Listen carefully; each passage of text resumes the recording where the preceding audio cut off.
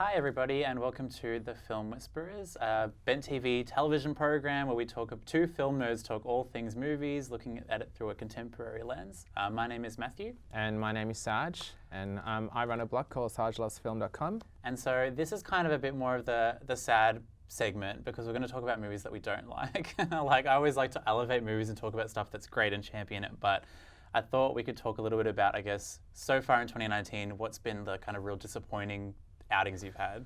I usually try as much as I can to do my research before I check something out to make sure that I'm probably going to like something, but sometimes life throws you a curveball and you just see something that's not very good. Again, we're past halfway through the year. Is there something for you which has stuck out as being just like a really sore point? Yes, it's Disney's Aladdin. The remake, the live action remake. Now, have you seen this? I did watch it, yes. Okay, yeah. Right, so where do I start with this film? So to begin with, kudos to Disney. They're doing all these live action movies, and as a millennial, as a kid, we grew up with these movies, and as an adult now, I don't care if I'm in my 30s, I'm still happy for them to take my money because it's we're just reliving our childhood. However, there have been a few hit and misses. This is definitely a miss. I believe my biggest problem with this is with the way you're going to tell the story, just do it properly, especially show it some cultural respect.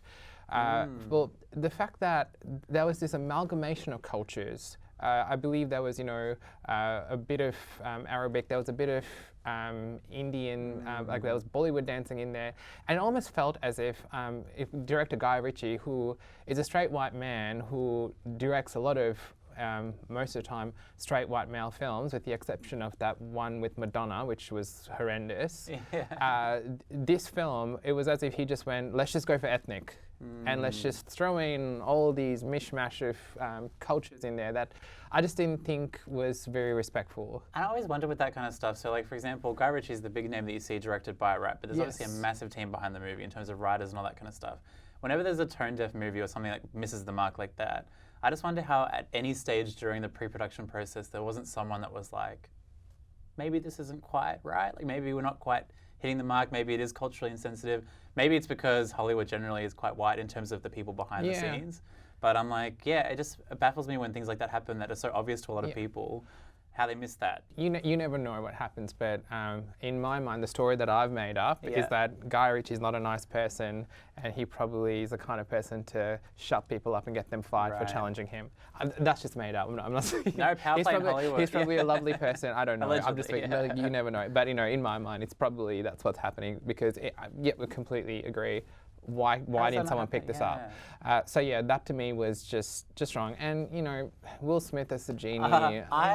It grew on me. He grew on me. I like Will Smith, but when I first saw him come onto the screen, I was like, this is very cringy. Yes. And it was cringe for most of the film, but for some reason, by the time we got towards the end, I started to come around to it. I kind of got used to seeing him in that character. I think it was Robin Williams in the original one, right? He kind of immortalized that role in a sense, so it's kind of hard to see someone else play it as well. Look, I disagree because, we evolve, and I think, Robin Williams did an amazing job, but I'm sure you could have found someone as equally good. I cannot think of someone at the moment, but even if it was Will Smith, I think the characterization of how they brought that genie to life was also a bit cringeworthy. Yeah. So I think that to me was definitely just a no. Just you should not have done it. And also, sorry, I actually didn't mind the film. I didn't dislike it. It was okay. My main gripe actually was in the soundtrack. So obviously they included all the classic songs. Yes. But they had a couple of new songs in the soundtrack as well. Yes. That sounded like kind of Eurovision-y power ballads. It just didn't sound like it belonged in Aladdin. All of the classic songs belong to a certain world, right? And then the new ones that they'd added in just sounded like, honestly, Eurovision. Yeah. B-grade Eurovision to that. But so that was my main gripe. Definitely it was for me.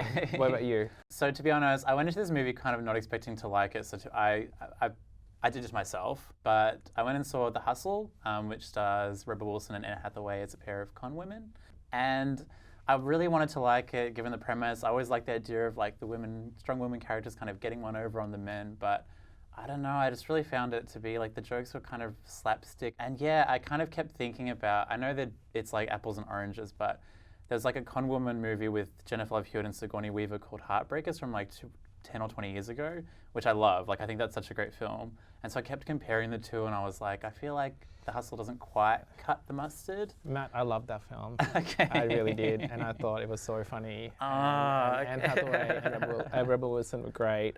And the Heartbreakers was, I love the Heartbreakers as well. I don't even consider that. This was a different movie. Okay. It was not a mother-daughter thing, and yeah, it was just a different movie. The thing is, I get it. Like, that people have differences of humor to me. I get it. I was more just like, I don't know, like how many times like we watched Rebel Wilson like fall over, and I was like, oh, that's so funny, but it wasn't funny to me. The cast was interesting, the plot was interesting, but the script writing was not great. I think the script was where it lacked. Like, it was kind of like the jokes they put in there didn't land for me. There were a couple of funny moments. I'm not going to say I hated it completely, but that was probably one of the low points for me. And Rebel Wilson, in my opinion, also had another low point this year with Isn't It Romantic? So, yeah, as a couple of ones I'm not really a big fan of. Okay, hang on. So wait. Well, okay, Rebel Wilson. Look, I understand that a lot of people. She does have a bad reputation with a lot of people because everyone keeps saying, "Oh yeah, she's playing the same character over and over again." I feel as if male actors do the same thing. No one complains. Look at people like Denzel Washington, Leonardo DiCaprio. They play the same characters. No one says anything. And over here is Rebel Wilson. We need representation like that in Hollywood. People of different body types. And I don't care that she plays the same character over and over again. I think she does it great, and she should just keep at it. Yeah, maybe this is like a utopian kind of view, but I would love it if it got to a point where plus size actors or people with different kind of body styles were able to be in films but not always given the same kind of role, so they were able to be more layered and not just kind of like the comic relief or the side gag.